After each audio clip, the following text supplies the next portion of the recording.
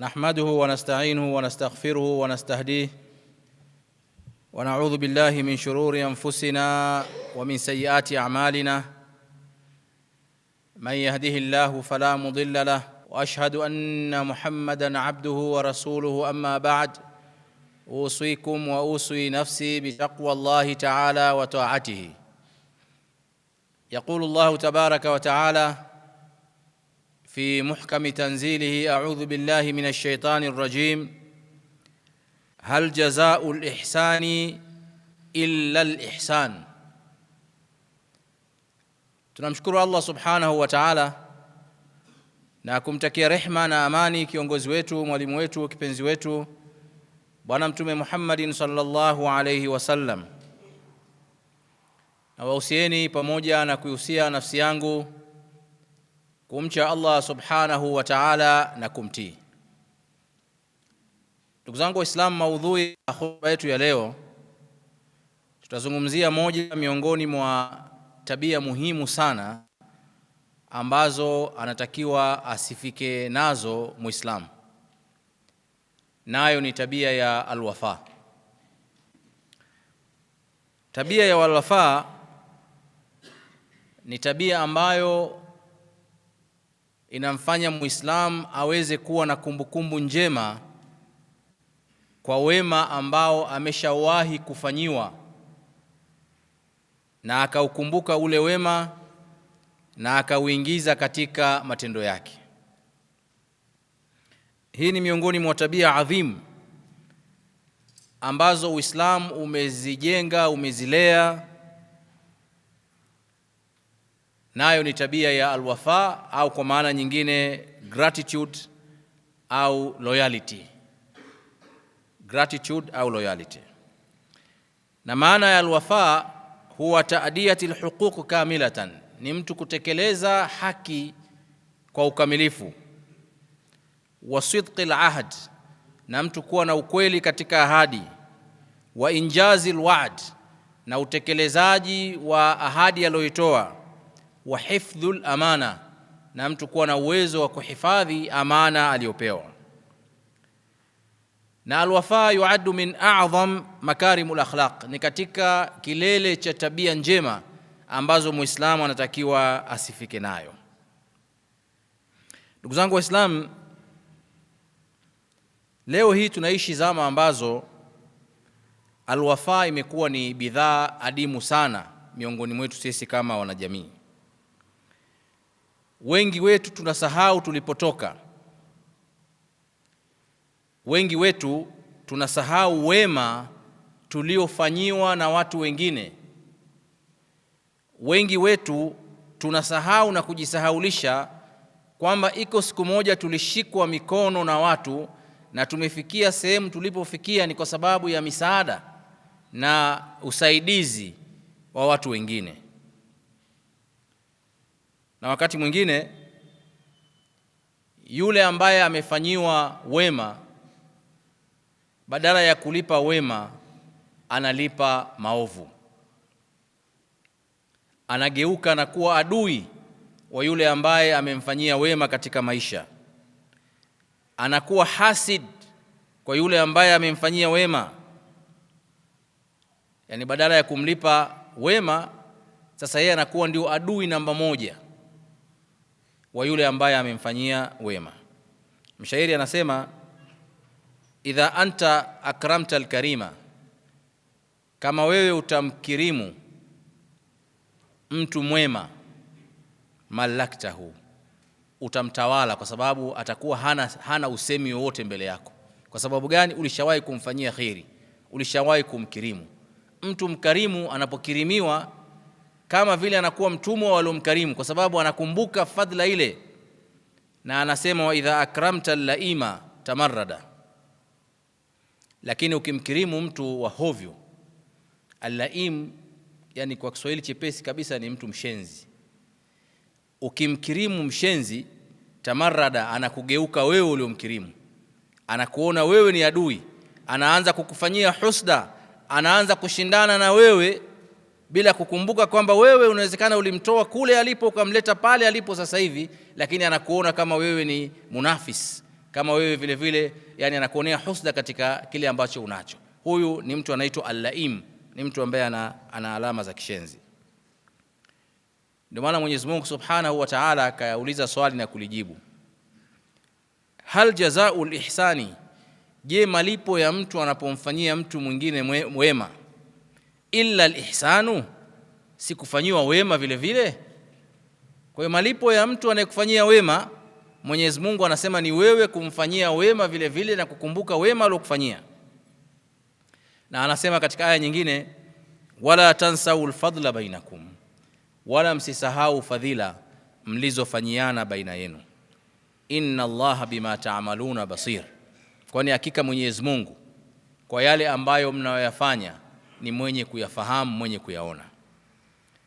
Pamoja na kuwa aya hii imeshuka katika mtiririko wa aya za ndoa, lakini wanachuoni wanasema aya hii ni msingi mkubwa wa alwafa, kwamba mtu hasahau fadhila ambazo amefanyiwa au amefanyiana na mwenzake.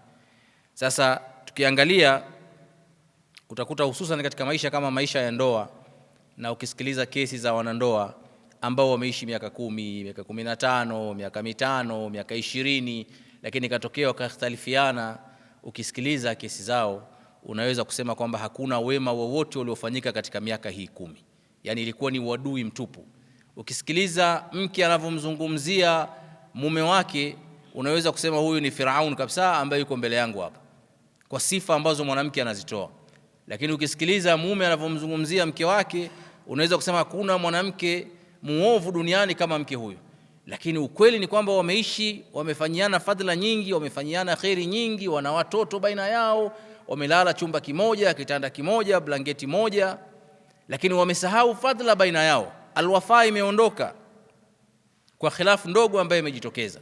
Kwa hii sio sifa ya Muislamu kusahau fadhila akatanguliza mbele tofauti au khilafu ambayo imejitokeza baina ya yeye na yule ambaye anafadhiliana naye. Usifute historia ya mtu kwa kosa moja. Daima ni historia itabaki kuwa ni historia na wema utabaki kuwa wema. Tuna tabia sisi, mtu anakufanyia wema mema 99, alafu anatereza anakufanyia kosa moja tu. Unalichukua lile kosa moja ndio unachukulia kwamba ndio maisha yote, 99 yote unaifuta. Hii sio alwafa katika Uislamu, sio sifa ya alwafa.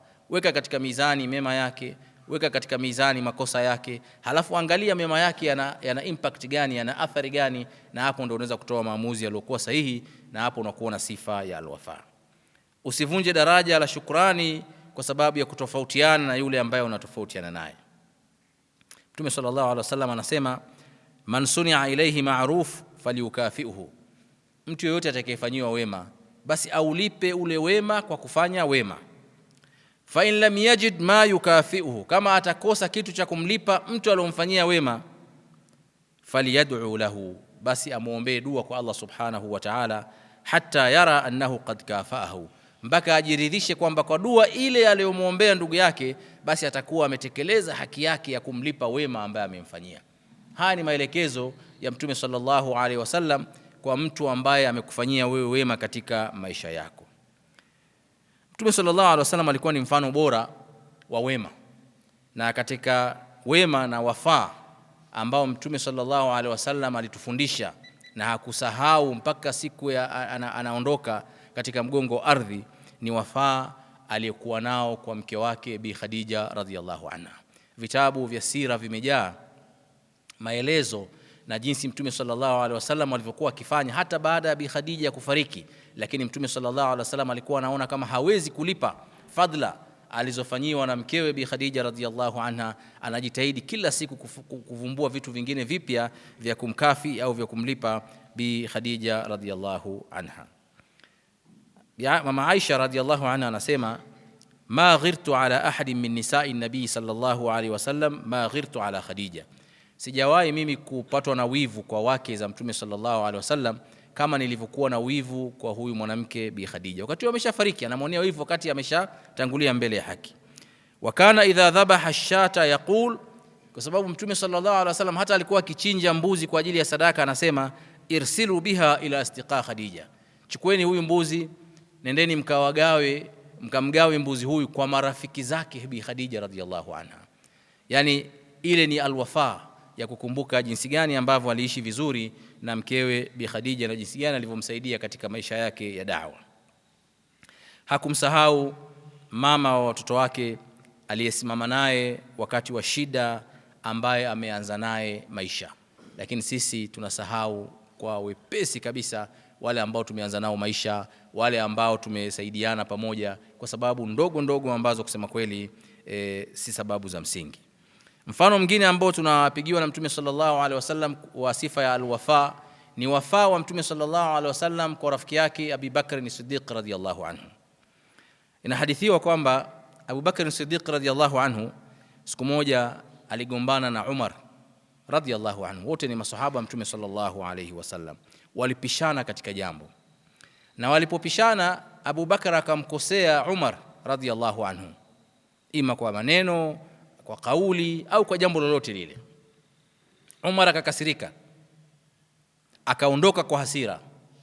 Abu Bakar akagundua kwamba amemkosea ndugu yake Umar radhiyallahu anhu, akawa anamfuata nyuma huko akimwambia, samahani ndugu yangu, nisamehe, nimekosea.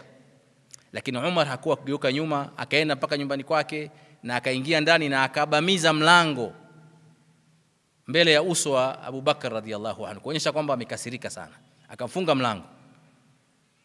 Abu Bakar akajisi sasa amemkosea ndugu yake, amemwomba radhi, hamsikilizi, amefunga mlango, hawezi kuongea naye. Ikabidi aende kwa Mtume sallallahu alayhi wasallam. Akawa anakuja kwa Mtume sallallahu alayhi wasallam. Sasa Abi Darda alikuwa kwenye kile kikao cha Mtume sallallahu alayhi wasallam, anahadithia, anasema kuntu jalisa inda an-nabi sallallahu alayhi wasallam, nilikuwa nimekaa kwa Mtume sallallahu alayhi wasallam. Idh aqbala Abu Bakar, ghafla tukamwona Abu Bakar anakuja. Akhadha bitarafi thawbihi hatta abda an rukbatihi, ameshikilia kanzu yake upande mmoja mpaka goti lake linaonekana, yani anakuja kwa spidi, hataki ile kanzu imcheleweshe kwa kutembea yani. Faqala nabii sallallahu alaihi wasallam, wakati anakuja Mtume anamuona, Mtume sallallahu alaihi wasallam akasema, amma sahibukum faqad ghamara, huyu ndugu yenu anayekuja huyu ameshafanya jambo huko, kuna jambo limemtokezea kwa huu mwendo anaokuja nao. Fasallam, Abubakar akaja akasalimia, waqala, na akasema, inni kana baini wa baina ibn al-Khattab shay, ya Rasulullah, kumetokea baina yangu mimi na Umar ibn al-Khattab jambo fulani la kukosana. Fa asra'tu ilayhi thumma nadamtu, nikamwendea ndugu yangu Umar haraka haraka, nikajuta kwa ile ambayo nilikifanya.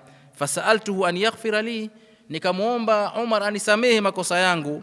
Fa aba, akanikatalia.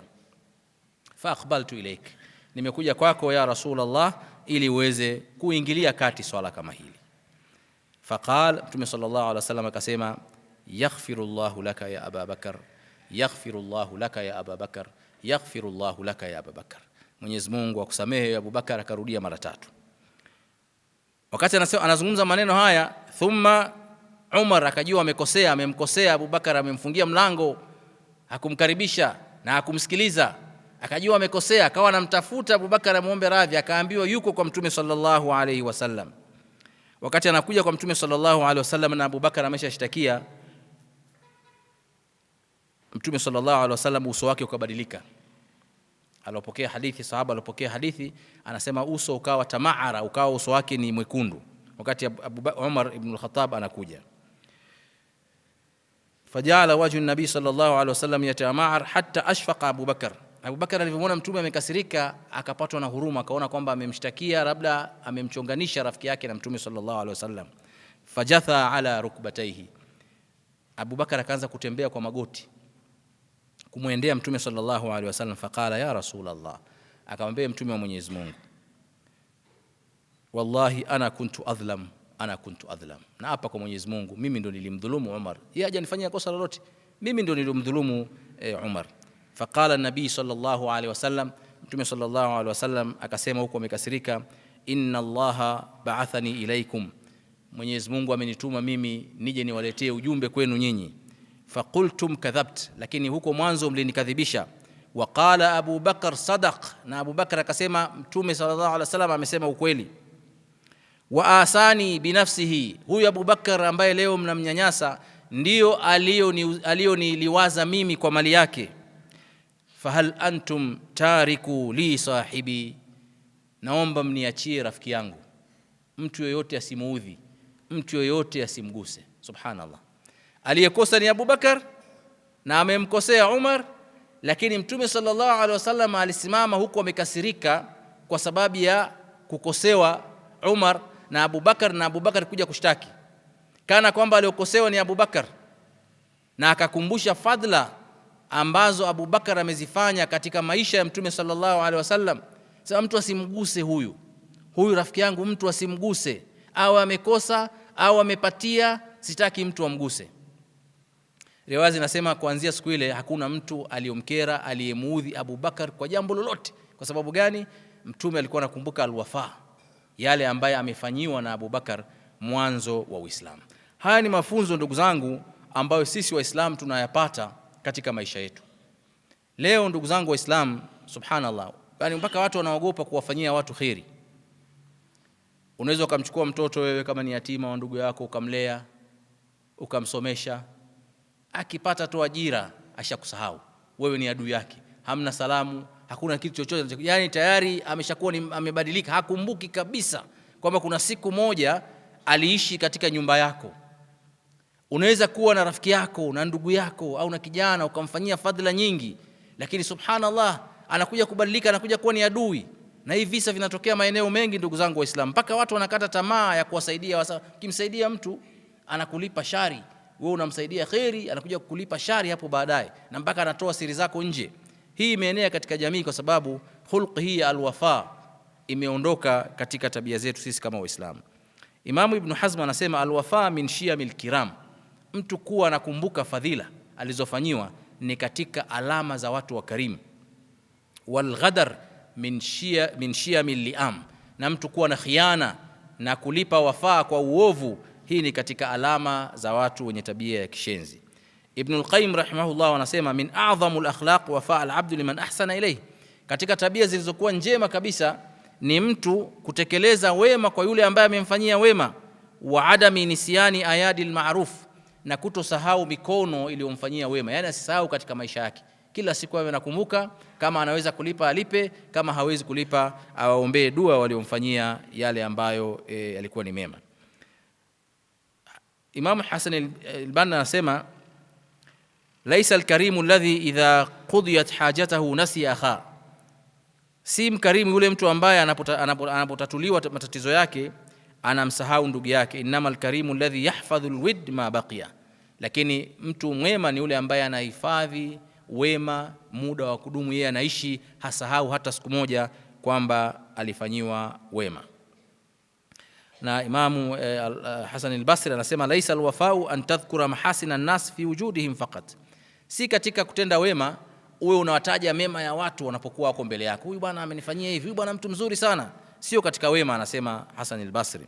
Bali al-wafa an tahfadh jamiluhum idha ghabu, lakini kulipa wema ni pale unawakumbuka mema yao pale wanapokuwa hawapo, unawataja kwa wema pale wanapokuwa hawapo, sio mbele ya macho yao. Wa an tad'u lahum idha matu, na wanapotangulia mbele ya haki siku zote jiwekee kuwakumbuka kwa dua watu ambao wamekuwa ni sababu ya kukufanyia wema katika maisha yako. Wa antadhubba an a'radihim idha dhukiru bisu, na kuwa mstari wa mbele kutetea heshima zao pale ambapo watu wengine wanataka kuwavunjia heshima, wewe upo, basi unakuwa mstari wa mbele kuzuia yule mtu asivunjiwe heshima yake. Wa an la tansa fadlahum mahma taghayyaratil ayyam, na usisahau fadhila za watu waliokufanyiwa fadhila vyovyote siku zitakavyokuwa zimebadilika. Na akasema sehemu nyingine, aswa an-nas khuluqan, katika watu wenye tabia mbaya sana, man idha ghadiba minka, ni yule ambaye akikukasirikia, nasiya fadluk, anasahau kwamba kuna siku moja ulimfadhili akikukasirikia. Wa afsha sirrak, na akaanza kutoa siri zako sasa kwa sababu amesahau yote ambayo umemfanyia katika wema. Wa nasiya ushratuk, na akasahau maisha mlioishi pamoja. Wa qala anka ma laysa fika, na akakuzungumzia wewe katika sifa ambazo hata siku moja huna. Anasema huo ni min aswa an-nasi khulqan, huyo ni katika watu wenye tabia mbaya sana miongoni mwa watu. Ndugu zangu, leo watu kama tulivyosema wamekata tamaa kusaidia, kwa sababu wanaosaidiwa badala ya kulipa wema wanalipa maovu. Lakini Allah subhanahu wa ta'ala anawaliwaza watu wa aina hii kwa kuambia, Mwenyezi Mungu subhanahu wa ta'ala anasema innama nut'imukum liwajhi llah la nuridu minkum shukuran la nuridu minkum jazaan wala shukura, hakika tunawalisha kwa ajili ya Mwenyezi Mungu Subhanahu wa Ta'ala, hatutaki kutoka kwenu malipo ya aina yote wala hatutaki shukrani. Wewe kama Muislam fanya wema, usifanye wema kwa ajili ya ufanyiwe wema, fanya wema kwa ajili Allah Subhanahu wa Ta'ala au kumbuke wema ule ukute mbele ya Mwenyezi Mungu. Umelipwa, umefanya wema, umelipwa maovu, kwa Mwenyezi Mungu utalipwa wema. Isikuzuie kufanya wema tabia za watu wasiotambua wema, tabia za watu ambao wanakulipa maovu, isikuzuie wewe kuwafanyia wema na kuwafanyia wema watu wengine, kwa sababu aslan humfanyii wema yeye kama yeye, bali unamfanyia yeye wema kwa ajili ya kutafuta radhi za nani? Za Allah Subhanahu wa Ta'ala. Na Mwenyezi Mungu Subhanahu wa Ta'ala anasema, innal ladhina amanu wa amilus salihat, hakika wale walioamini na wakafanya mambo mazuri, inna la nudhi'u ajra man ahsana amalan, hakika sisi hatutapoteza ujira wa mtu aliyofanya amali iliyokuwa njema. Haya ni maneno ya Allah Subhanahu wa Ta'ala.